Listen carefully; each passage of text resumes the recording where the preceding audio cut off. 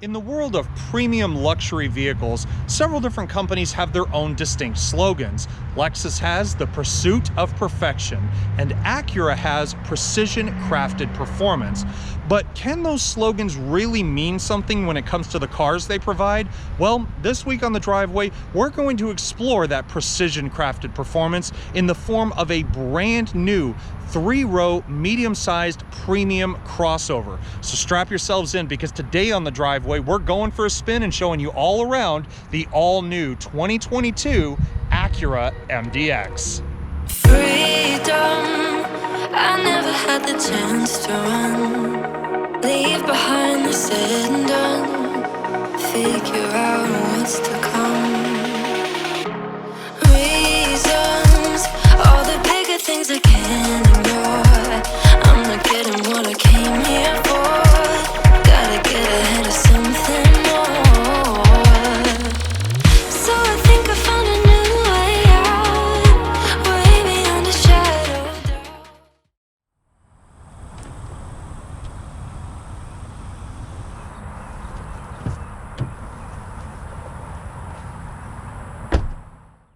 All right, ladies and gentlemen, so welcome to the all-new 2022 Acura MDX. And guys, I could not think of a better example for us to be testing this week. This is an MDX Advance all-wheel drive, the creme de la creme of this new generation MDX's lineup. But as you would expect with a fully loaded any vehicle these days, this is not going to put the smallest hole in your pocketbook. Case in point, let's look at the window sticker. Now, this particular Moroni is a sort of generalized example that I've been given, but there is one additional charge that's not listed on this one that is included on my test car. So MSRP for an MDX all-wheel drive Advance is $60,650. Yikes, but it gets better. We have $500 for the Performance Red Pearl paintwork, $1,025 for destination and handling, and that all adds up to a wallet-busting $62,275. Now, if you are looking to spend that kind of money, there are a lot of other premium slash lower end luxury vehicles out there on the market. But what I want to know is, with all the changes that Acura has made to the MDX for this new model year and generation, does that mean that it is now the best MDX you can buy? Well, let's hit the start button, hit the open road, and find out.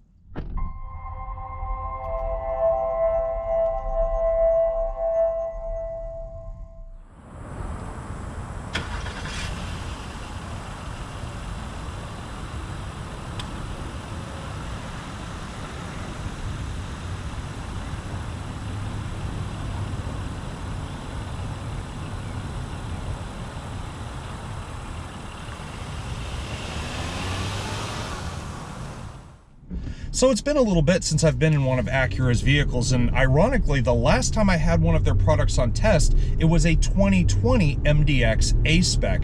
Now, that was the 3rd generation MDX, which was a fine vehicle on its own.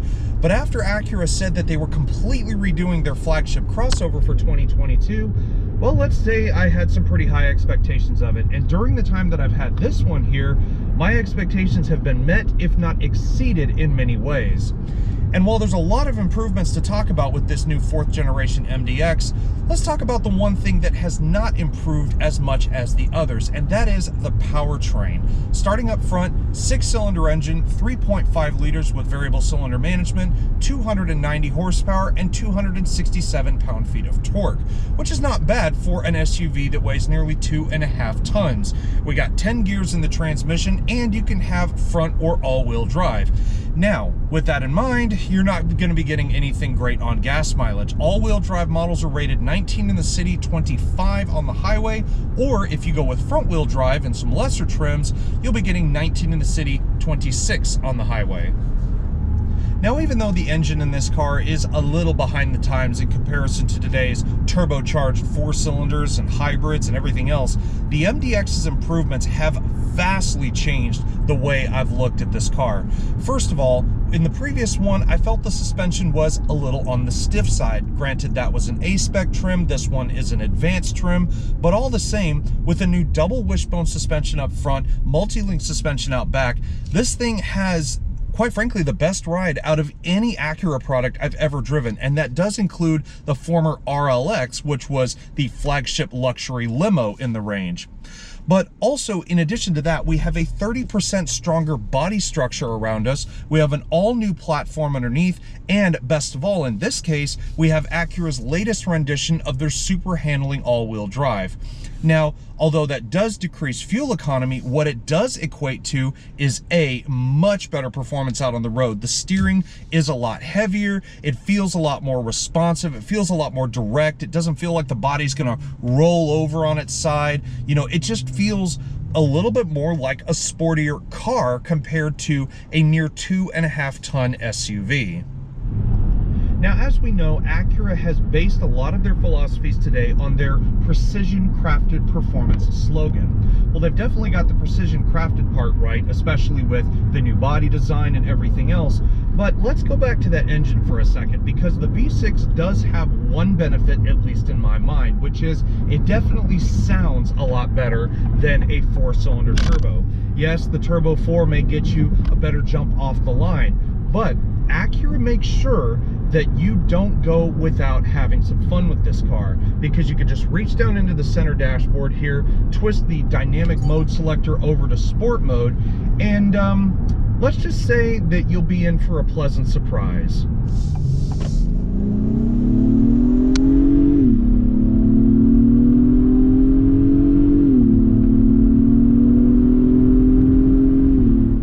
Let's say you're the type of person who doesn't exactly like to drive everywhere at 150 miles an hour like your ass is on fire. Well, the MDX can take care of you in that realm as well. If you twist the dynamic mode selector to the left, you'll be going into snow mode, which of course is a very safe and secure feeling driving mode. The torque is a lot lower down. It's not geared for higher speeds like driving in, say, comfort mode, which is the next one up. And that isn't really anything too interesting. It kind of dulls the power down a little bit and just provides a very relaxed and comfortable drive, exactly as the name suggests. You put this car in normal mode, which is the only other one you can have besides individual, which allows you to tailor this car's performance exactly the way you want it. And in Acura's terms, normal mode is the perfect balance of sporty and comfort. So in my eyes, aside from the fact I do like to have a taste of sport mode every once in a while, I prefer the normal mode in this car because it gets me where I need to go in a relatively easygoing way, but if I stamp on it, it can still let me have a little bit of fun. So let's face facts here. The MDX costs over $62,000 as you see it here, which is a lot of money in anybody's book, no matter which way you slice it. But for that money, you are getting a lot of features as standard, which is definitely a bonus when you compare it to, say, an Audi Q7 or a Lexus RXL, both of which will upcharge you out the wazoo for a lot of the options that you get as standard here on the advanced model, let alone a lot of the standard features that you get across the range when you get into the MDX family. So with that being said, on one hand, it is a lot of money, but on the other hand, you get a lot of car for the money as well, not just in terms of size or seating capacity, but in the amount of features you get for that price point. But does the rest of the car equate to an over 60 grand price tag? Well, let's head back to our favorite little spot and talk about the inside and the out. From an outward appearance, the MDX has now grown even more elegant than it ever has before. The hood is now a little bit longer, it carries a much slimmer profile, and first off, I am just drinking in this performance red pearl paintwork. It really sets off all the beautiful curves and lines that this new MDX has. But you start up here at the front, it has all the signature goodies you would expect. The headlights are full LED. These are the signature jewel eye headlights with 4 individual LEDs making up the low and high beams. We also have the LED daytime running lights and LED turn signals. Funny enough though, these may have the auto high beam assist, but they are not auto leveling and adjusting, which is a bit interesting on an over $60,000 crossover. In the middle, we have the diamond pentagon grille, a little bit larger this time, still with the beautiful gloss black finish. I love the little individual diamond pieces here, but in the middle, we have an Acura badge the size of a small dinner plate. It is absolutely huge. Right above that, we have a forward-facing camera. This car in the advanced trim comes with with a full 360-degree surround view monitor. Across the middle of the bumper, we have the park assist front and rear, and we also have LED fog lights down here in the lower corners, which are standard only on the advanced trim. In addition to the all-new design, the MDX is now considerably longer and wider than its outgoing predecessor. Nose to tail, you're looking about 198.5 inches long and a much more curvaceous and elegant profile compared to before. In many ways, it kind of reminds me of the same silhouette I saw on the Mazda CX-9 that I reviewed last week. A little bit more of a longer section here in the middle and a little bit more slimmed down and a much more curvaceous rear end. And of course, as I said before, we have a much longer hood up front. Now, adding to the signature design on the side, we have 20-inch silver painted aluminum alloy wheels. Each of these carries their own different design. The only trim that doesn't get the 20s would be the base model. You get 19s on those, but there are 3 different designs for the 20-inch wheels for this new MDX. These are wrapped in 255 50 series Bridgestone tires, and aside from the new wheel design, we also have bigger 4-wheel disc brakes in all corners. In addition to its curvaceous new silhouette, the MDX has some very impressive bodywork going on as well. Things like these body lines here running along the top, or at least the outer edge of the hood, have a couple more here towards the inner part, and the streak going down right the middle of it. You also have a gorgeous belt line that runs right underneath the windowsill here, which trails off into this nice indentation right along the bottom of the doors with the nice chrome strip, which you would expect on a premium crossover like this. Features-wise, it's everything you'd expect from a top-end Acura. You have body color, gloss black, and chrome laced power folding side view mirrors. These each have a camera in the bottom of them. That's the side part of the around view monitor. We have the LED turn signal strip, ubiquitous on most higher end vehicles like this. We also have Acura's advanced keyless access system with a brand new key fob, which I am very much a fan of. I love the weight of it. I love the feel of it. It's not too big and bulky like the old one. It has 5 different functions on it for the advanced model. So you have the engine hold button, which activates the remote start.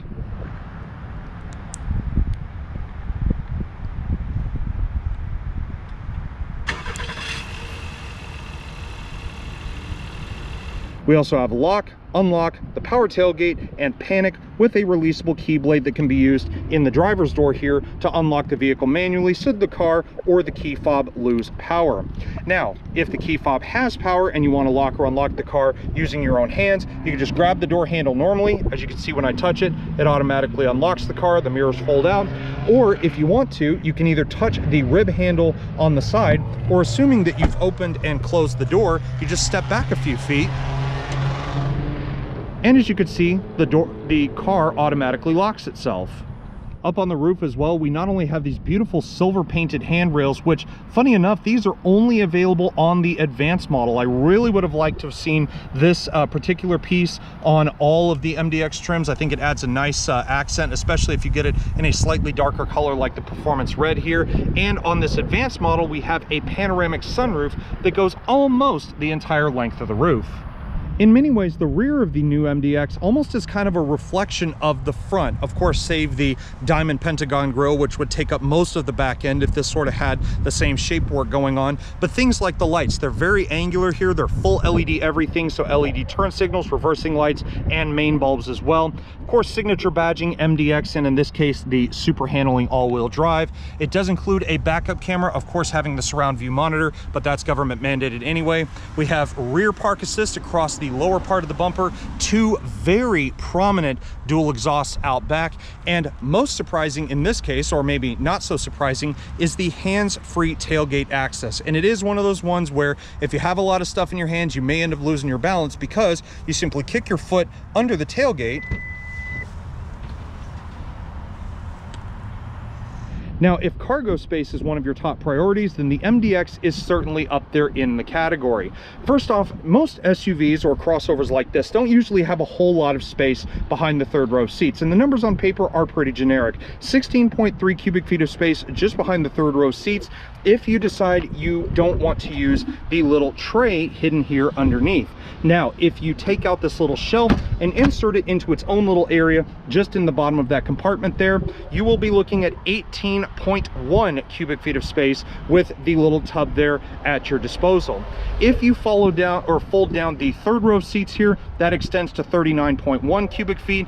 And if you fold down all 5 of the seats back here, which is an absolute breeze in anyone's mind, you'll be looking at 71.4 cubic feet. And before you push this power button up here, you can also do this. You push this button right back in the back here, push it, walk away from the car, and you can go about your day, and your car will automatically shut the tailgate while you're away. Now, even with all the craftsmanship going on the outside of the MDX, it is nothing compared to what happens when you open the door and look inside. Now, guys, there's a lot of stuff going on in here, so let's crack on. First of all, parchment colored Milano leather lined seats here for this advanced model. They're heated and ventilated for both sides. They have adjustments for the bolsters. You have an extension for your thighs. These are 16-way adjustable seats, and all of the controls for that are down here on the side. So you have your distance control with the ability to raise up the front of the seat, in addition to the thigh extender, which that's controlled by the 4-way lumbar control support with the little trigger here in the middle. And you also have your recline for the seat as well. You not only have that, but you have things like the thicker, smaller designed 3-spoke steering wheel, digital gauge cluster, and infotainment. We'll dive into that here in a bit more. Power tilting and telescoping adjustments for the side of the steering column, and all of the buttons over here on the left-hand side for things like your 10.5-inch heads-up display. You have your Acura watch features. You have your traction control, park assist, and instrumentation dimming. And then you even get here to the door. We have blind spot indications here with rear cross traffic alert, 3-person memory settings for both the front seats, not just the driver in this case. We also have all the powered conveniences, all 4 automatic windows with window locks, power door locks, and all your mirror controls, including the folding mechanism. And we also have some open pore wood here, standard on the advanced model only. We have this here on the door, as well as a nice little accent that runs across the top of the dash. From the driver's seat, the MDX feels like a very special place to be, not just in terms of all the new technology you have in front of you, like I was mentioning earlier, but even down to more simple things like I was talking about with the adjustments you have for the seats. Like I said, bolster control, you have the thigh extension for both front occupants. These are very tailorable seats, and I've had absolutely no complaints with sitting in either one during the time that we've had this car.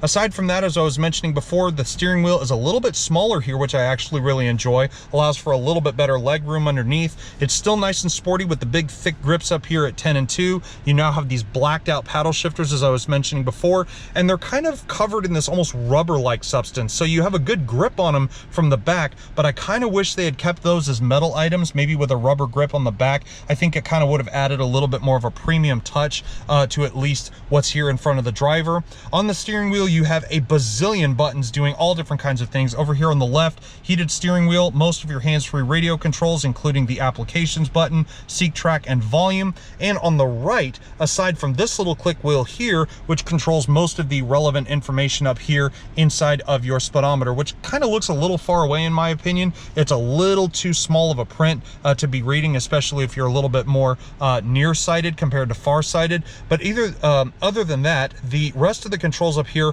are all for the adaptive cruise control. One other fun fact is, aside from all the buttons on the steering wheel and to the left of the column, if you look on the side of the windshield wiper stock, first of all, you have a full automatic system here, so rain sensing wipers are included, but you have a little button here that says camera, and you can actually go into the center screen, and in this case we have the forward facing camera, and not only can you look out the front, but you can also look out the sides as well. And above everything else inside this interior, perhaps my favorite thing, or things of all, are the 2 12.3-inch high-definition displays. Starting here with the gauge cluster, or as Acura calls it, their precision cockpit, and quite frankly, I think they just stole that name from Volkswagen with their virtual cockpit. This screen not only houses your speedometer, tachometer, your engine temperature, gear selection, have a digital speedometer up top, your fuel gauge down below, but it also changes depending on which drive mode you're in. So let's go into the dynamic selector. We'll go to comfort mode. As you can see, it turns this beautiful iridescent blue, and you notice only the digital speedometer remains. You don't have a tachometer. You keep your relevant information over here as well as everything else, but you notice it's more for like a relaxed feeling, so to speak. But if I were to go into, say, sport mode, for example, now everything suddenly changes. I have a bright red ring around each of the gauges. You now have a power monitor here with a shortened tachometer on the left, still the same speedometer on the right with all your relevant information, and everything else stays exactly the same. But of course, where all the real magic happens is right here in this infotainment system. As I said, same size as the gauge cluster, 12.3 inches from corner to corner, which is similar to what Lexus is actually doing in their cars nowadays. So they have around the same size screen, but nevertheless, crystal clear. You've got the split screen over here on the right. That contains things like your audio. You can have the navigation actually set up over here instead of in the main screen like this. The navigation system itself, it's not bad. I won't say it's the worst thing I've ever seen, but this system does have Android Auto and Apple CarPlay. If I go into the home screen here using the True Touch little touchpad down here in the center, of course we've got navigation, Android Auto, Apple CarPlay, the home screen. You've got a cabin talk system which uses the microphones in the headliner to allow you to talk to the second and third row passengers.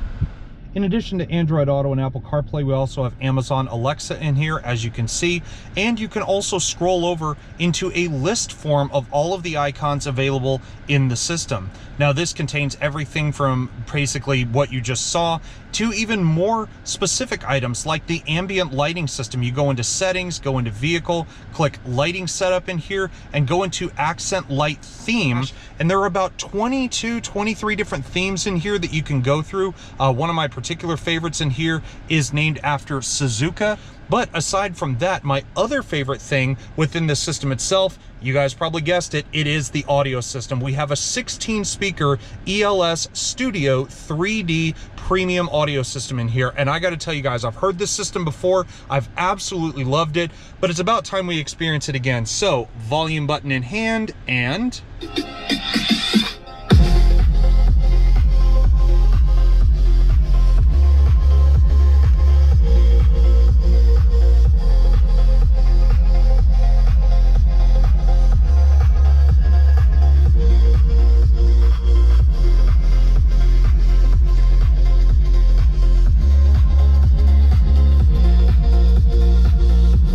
But in addition to all the cool stuff like the audio system, the ambient lighting, and so on, you also have the other typical things like I was mentioning earlier. We have the 360 around view monitor, which, by the way, just the 360 camera in this split screen right here is crystal clear. It paints a very distinct picture of everything around your vehicle. It almost looks like you have a drone or a camera sitting on top of the car, and it really tells you everything that's around you. If you want to look out the front, you're going to have to use the camera button that I showed you earlier on the side of the wiper stalk, but right here you can change how wide you want the camera to be, also turning on or off the rear cross traffic alert, and also you have the brightness, day and nighttime settings down here in the lower right hand corner as well. Now, in what looks like a case of just a jumbled up mess of buttons, we actually have the front half of the Advanced Packages Tri-Zone Climate Control System. The second row of seats also gets their own climate control station, which we'll see here in a moment. But up front, you have your temperature controls with these little click knobs up here on the upper sides with the display right here in the middle. All of your functions like on, off, syncing the temperature, automatic, fan speed, AC. You can see the rear settings or lock out the rear AC as well. Also your front and rear defrost with your heated side view mirrors and your AC recycling as well. Not to mention you have the 3-stage heated and ventilated seats for both of the front occupants, and you can also put these seats on automatic if you want, depending on what the temperature is outside. If it's a little too hot, it'll turn on the ventilated seat, or if it's too cold, it'll turn on the heated seat.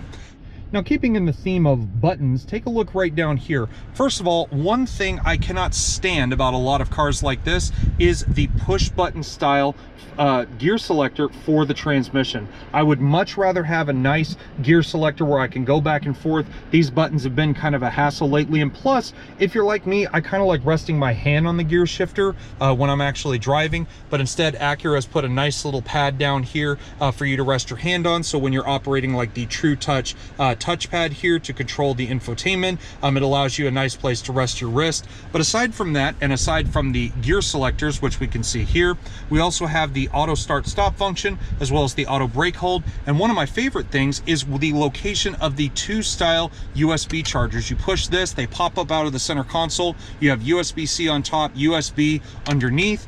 But as you come down towards the touchpad, you have a volume knob, as you saw earlier, as well as a tiny seek track button as well.